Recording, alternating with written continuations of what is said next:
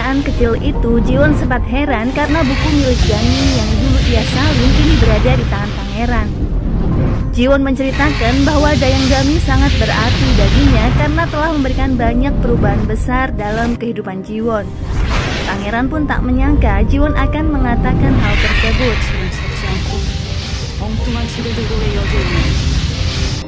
Esok harinya, pangeran memberikan catatan buku identitas dayang istana.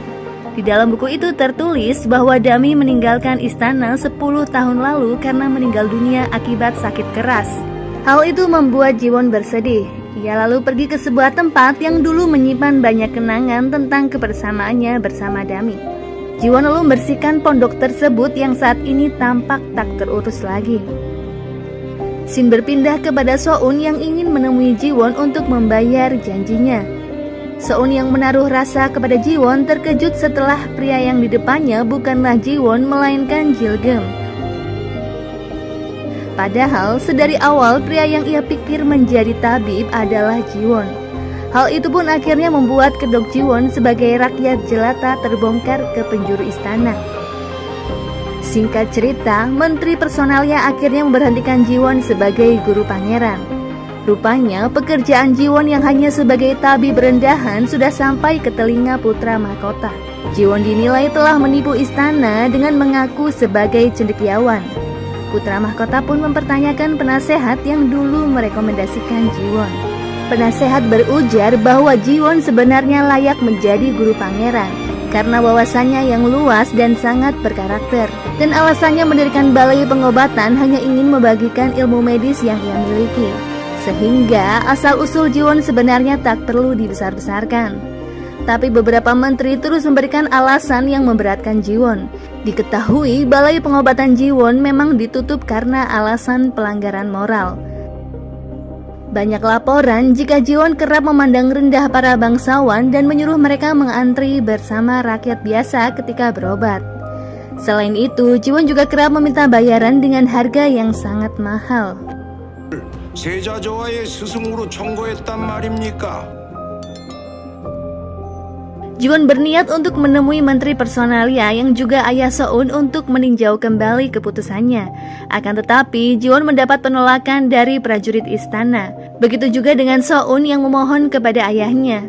Ia rela bersaksi bahwa sebenarnya balai pengobatan milik Jiwon tidak seperti yang dibicarakan orang. Jiwon dan temannya adalah orang yang sangat baik.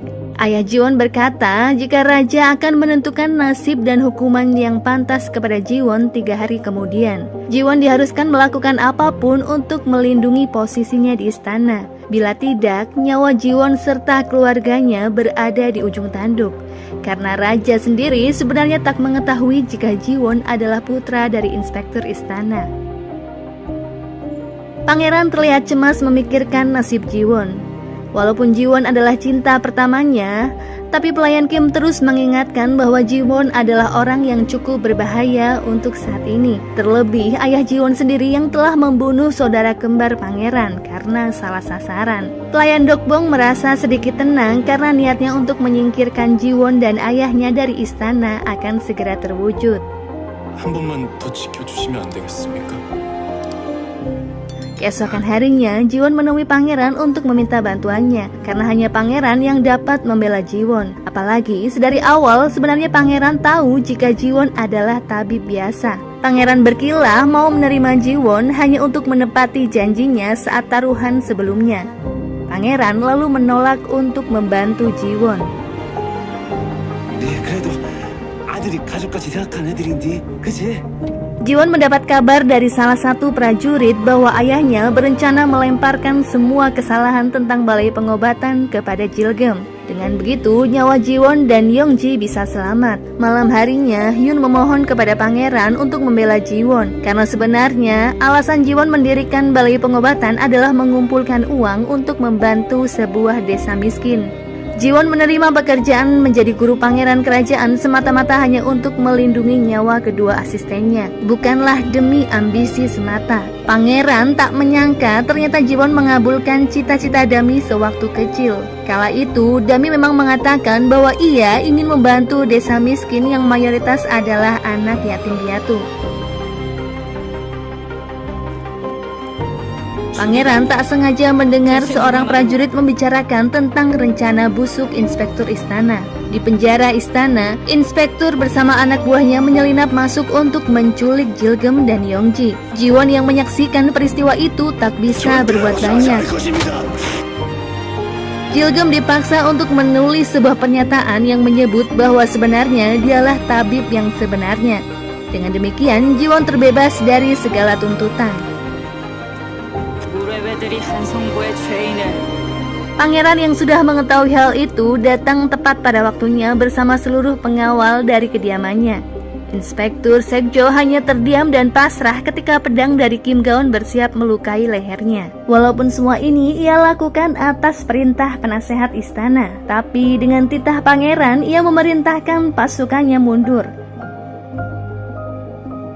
Setibanya pangeran di istana, penasehat kerajaan sangat murka mengetahui pangeran berbuat seangkuh itu. Padahal niat sang kakek hanya ingin melindungi cucunya. Penasehat hanya ingin mempertahankan posisi Jiwon di samping pangeran.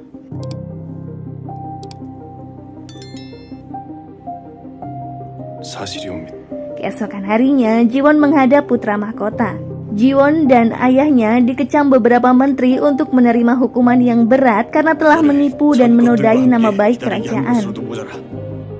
Putra mahkota menghukum Jiwon dengan 50 kali cambukan dan Jiwon akan diasingkan ke suatu tempat. Jiwon menerima semua keputusan putra mahkota, akan tetapi ia mempertanyakan keberadaan kedua asistennya yang diculik semalam. Putra mahkota pun terkejut mendengar kesaksian Jiwon dan membuat seluruh menteri tak menyangka apa yang sebenarnya terjadi.